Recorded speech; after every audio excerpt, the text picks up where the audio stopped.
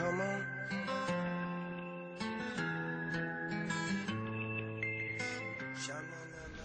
The move works by using your opponent's own body weight against him. The first strike can land at speeds greater than 20 miles per hour and can stun your opponent with the same injury-producing energy as dropping a bowling ball from over 11 feet onto his torso. By using his arm as a lever in conjunction with the leg sweep, you drive your opponent to the ground.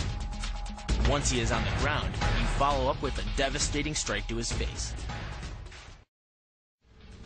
The secret to the move is wrist control.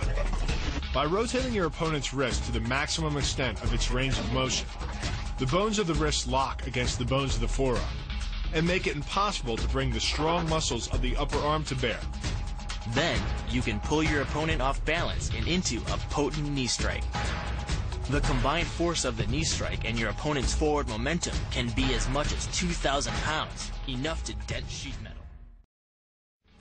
The effectiveness of the Pola Kaimao lies not in raw power, but in speed. By relying on your triceps to snap the strikes forward over the elbow, 3 blows can hit in 7/10 of a second. The final impact of the strike to your opponent's face can deliver as much as 175 watts of power, more than enough power to stun him or crush the cartilage of his nose. You then add insult to injury, firing one last shot into one of the most sensitive regions of the body, the groin. Pulling off the move relies on 2 factors.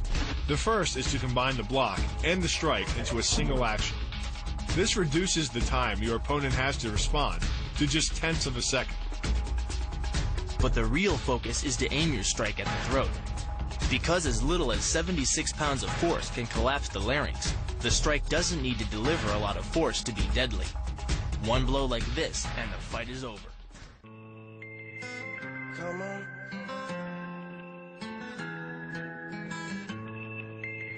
Sha-na-na-na-na.